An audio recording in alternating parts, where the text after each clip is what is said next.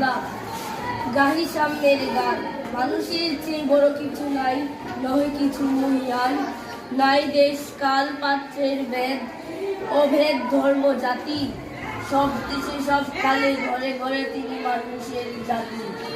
পূজারি দুয়ার খুলো, ক্ষুদার ঠাকুর দ্বার দ্বার দুয়ারে।